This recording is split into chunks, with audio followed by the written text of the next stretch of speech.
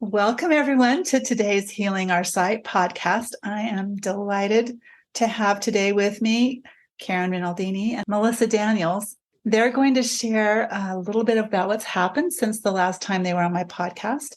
For those of you who've been following, Caryn was on episode 5 and Melissa was on episode 7. And we're going to be updating each of you on what has transpired since they shared their stories on my podcast previously. If you want the full story, you're going to want to listen to the original episode.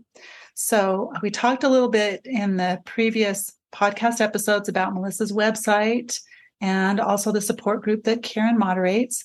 So today we're going to get a picture of where each of them are today and what each of them are doing to support our strabismic community on an ongoing basis. So Caryn, do you want to give us a little update on where things stand today in your vision therapy journey?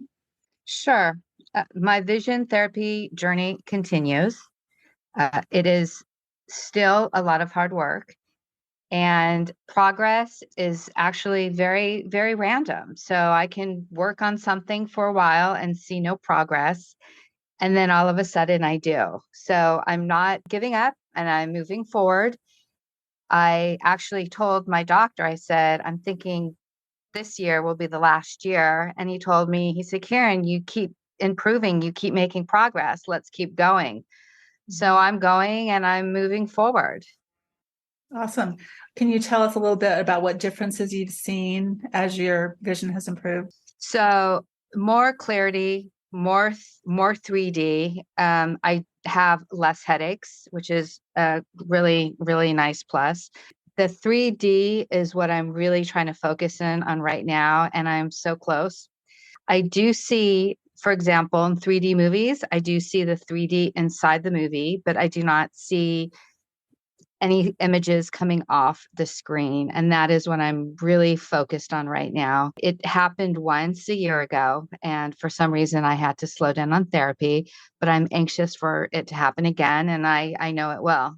What I find very interesting is that I can do an exercise and not see anything. And then all of a sudden I get to a point where I feel like my brain understands it and knows that it's there, but just can't see it yet. And that's a really exciting moment in therapy, because that means I know if I keep working on it and it will happen, and it always does. So this is 3 years in, and it's still happening. That's so awesome. And Melissa, you graduated from vision therapy already, correct? Yes, kind of. All right. As far as going to the doctor's office and having the therapy in the office, though, right? Right. Well, I mean, I decided I wanted to graduate because I'd made so much progress and I wanted to celebrate the progress that I'd made. So I decided I wanted to graduate, even though I, like Caryn, I know there's more work. I know my vision's not perfect and I want it to keep getting better, but I wanted to kind of have that celebration and then move on. So now I go in about once a month or every other month. So I'm still actively working on improving my vision. I haven't just stopped and turned to maintenance. We're still trying to get better. Nice. And what kinds of things have you experienced as you've started to gain some 3D? Oh, so many things. I feel like just the way I feel in my environment, I feel so much more secure about where I am in space. I know how far away something is, or when I'm going through a doorway or up and down stairs, when I'm driving in a car, all of those things, I just feel a lot more secure. There's less worry about how far away am I from a car, even though I don't have perfect stereo vision. It's so much better than it was before. So I feel a lot more safe and just able to move around, do different things. I mean, of course, I love to find little parts of life that are amazing in 3D, like bugs. Bugs are just so funny, like swarms of bugs. I don't know if you guys have experienced that one, but it's a favorite. Snow falling, like flocks of birds, different things like that. Those are just kind of fun. It's like the candy, right? I don't necessarily need that to be successful in life, but it's sure fun. Yeah, for sure. I'm obsessed with exit signs hanging from ceilings. Interesting. Yeah. It's interesting. Those things that take up space that you just didn't realize yeah, I totally know what you mean. That's like, oh my gosh, that's not just like flat on the wall. There's like something there. Or freeway signs on the freeway. They look like they're just floating in space. Whereas before, I don't know what I thought they were doing, but now I see it, and it's very incredible to look at. Right. Yeah. Well, I've noticed that my ceiling fan is actually hanging down from the ceiling, you know, whereas when I moved into this house, it wasn't doing that so much. Yes. Today, somebody slid some papers across the table at me, and they went flying towards me, and I caught them. And the people in the room were like, "Nice save." And I'm thinking, yeah, you don't even know how nice that was. Because years ago, that would have for sure been on the floor. So you also have some ongoing home therapy, and I am assuming both of you do things that you're doing at home all the time. What would that look like exactly? Like a certain amount of time you spend every day and types of things you do? My goal right now is to do 4 exercises a day. I like made a whole list of like every exercise I've ever done that was helpful and categorized them into different categories of like fusion and stereopsis and peripheral vision, like all these different areas. And every week I pick one from each area and I try to do each one for 5 minutes a day.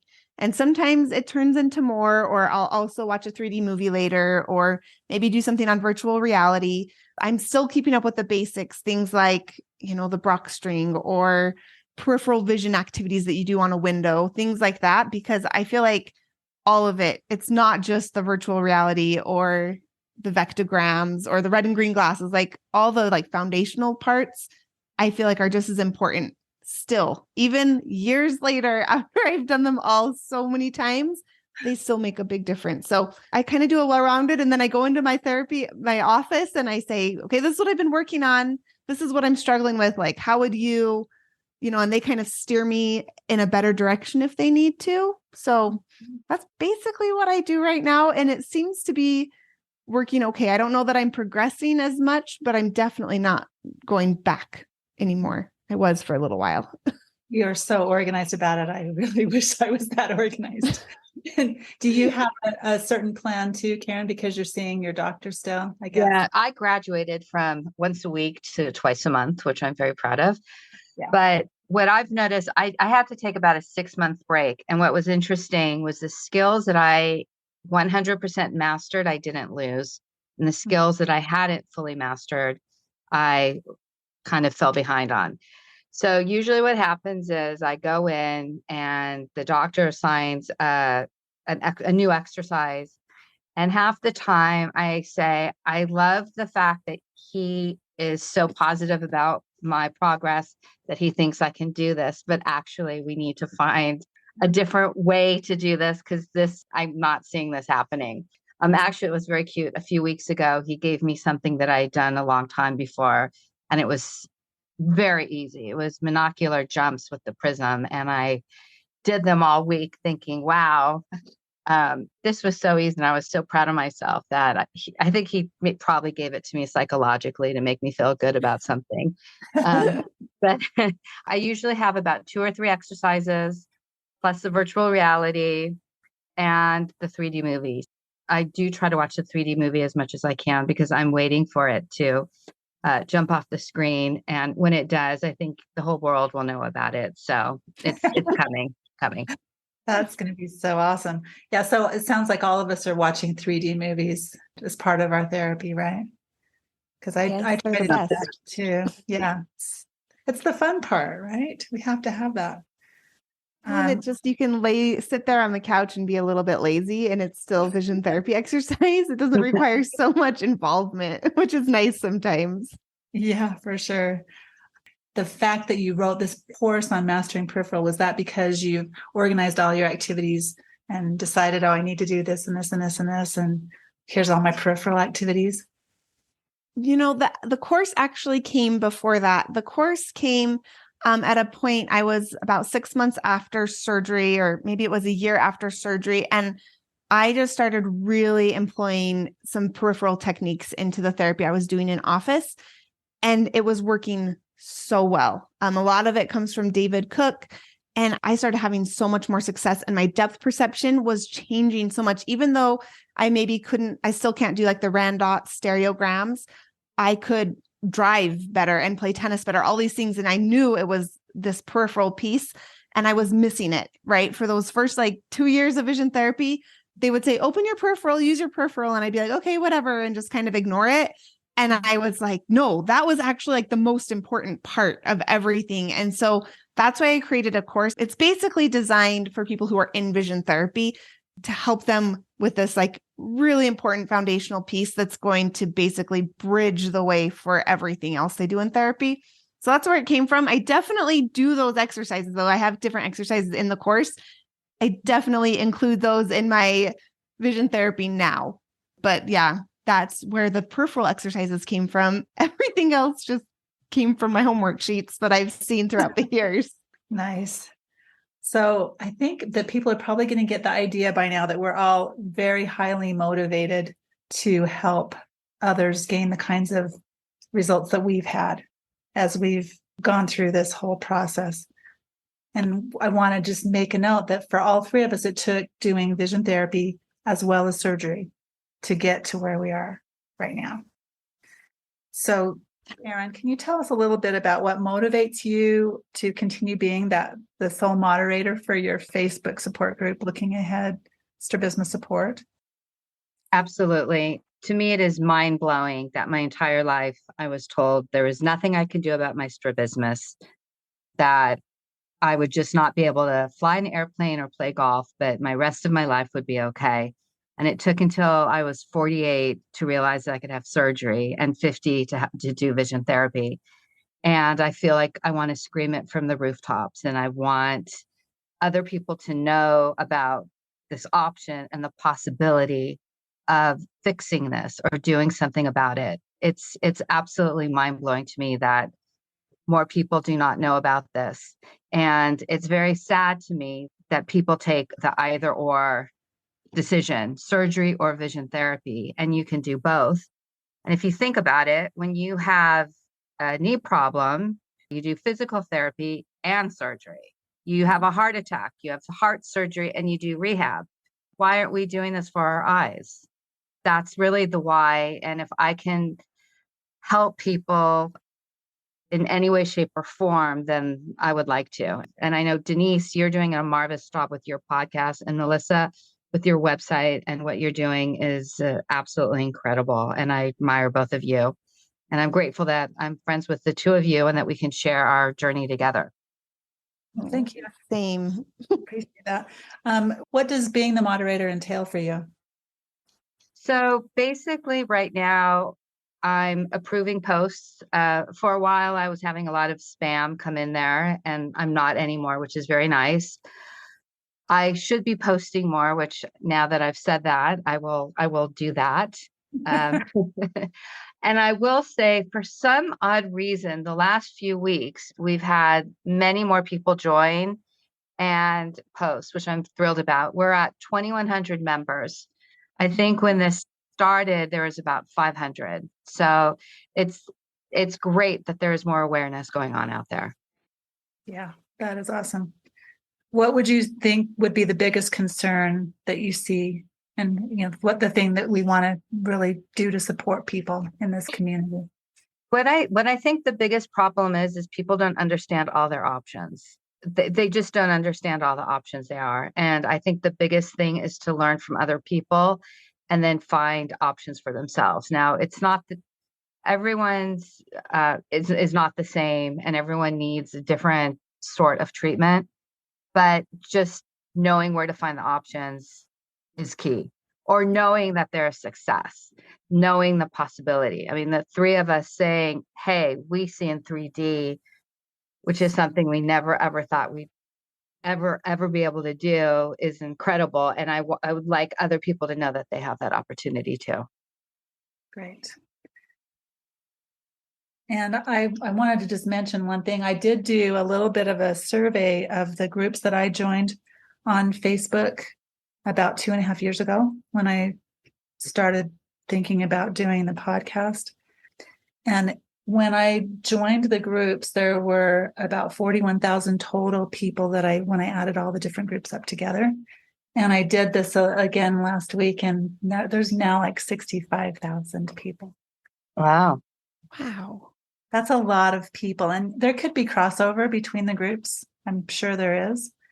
But that's still a fairly large community of people that do know that there's some need for support. They're not blindly just going about their life thinking that this is just how everyone sees.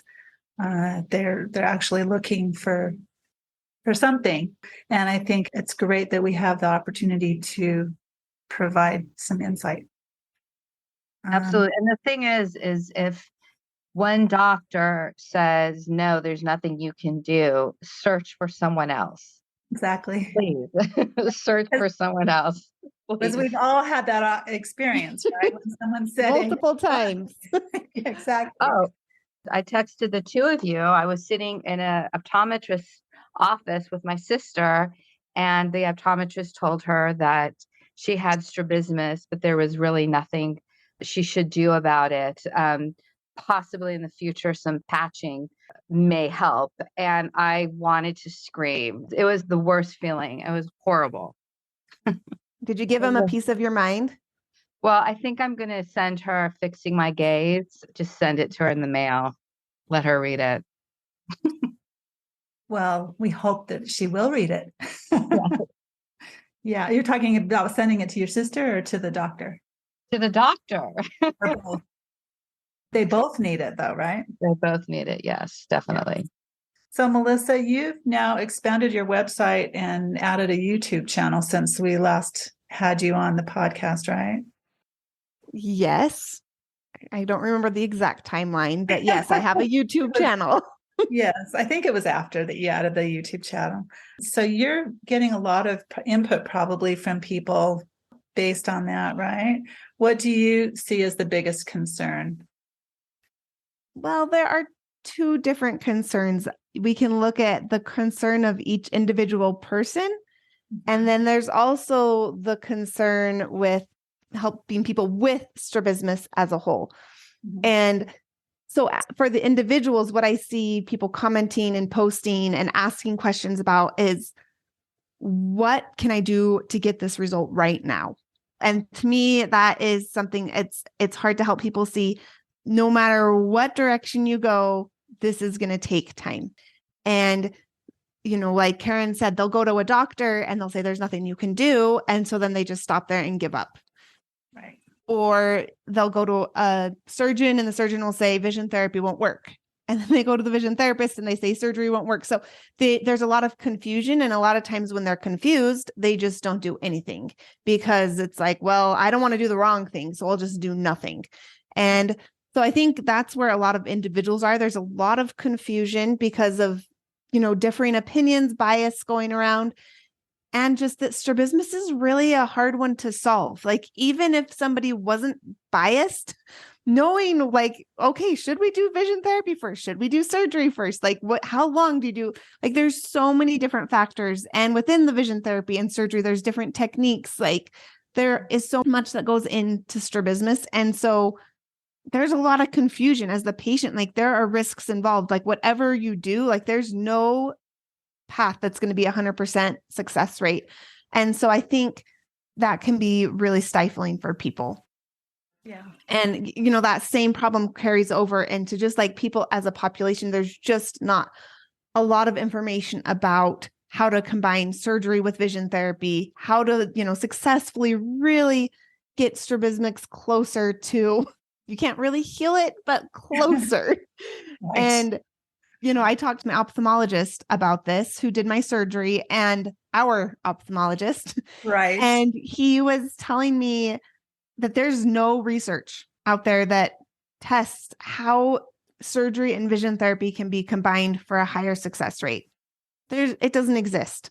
Mm-hmm. So as a surgeon, like, he doesn't know, is there a better way to perform this surgery? Because he doesn't usually do surgery on patients with strabismus who have done vision therapy. I don't think I'm saying that correctly, but he doesn't usually combine them. We're the minority, in other words. Yeah, we're the minority. And so there's even more guesswork than usual. And so I just think so many unknowns is really hard for people. And I think they give up. Yeah. But we are the minority, but we're also success. Exactly. So that's huge. It is. And so I think as people are able to see that success and realize like, hey, here's somebody who it did work for, then they start becoming curious and they start learning more. And as they go on their own journey and they figure out, hey, this is going to work for me, I'm going to try vision therapy. And they start researching and understanding their condition more and like why their eyes are not straight. That is the first step in them on their journey, right? They get inspired and then they start educating themselves and then the doors are opened. Correct. That's awesome. So well said. Appreciate that. And I think it was great that you didn't bash on the doctors, but you just said they don't know. Like they don't know how this all works together because nobody's studied it because they haven't worked together. Right. So it's like, okay, there's guesswork. Like you have to take a risk.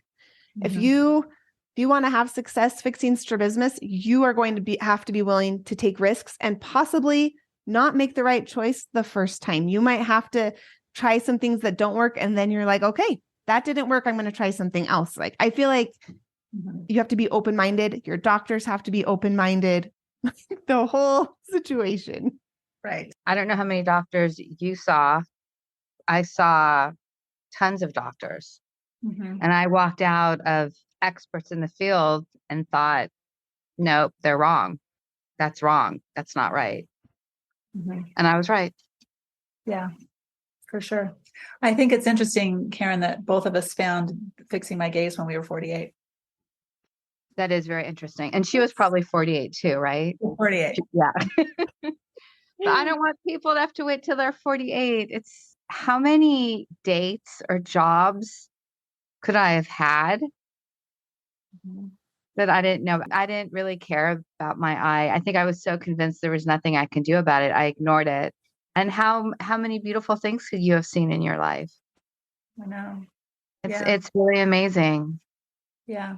And my heart breaks for people who don't know or have made the decision to have another surgery that failed.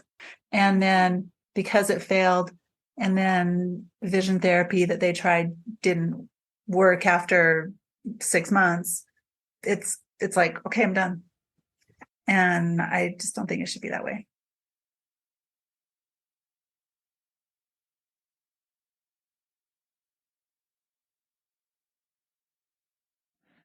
Thank you for listening to the Healing Our Sight podcast today.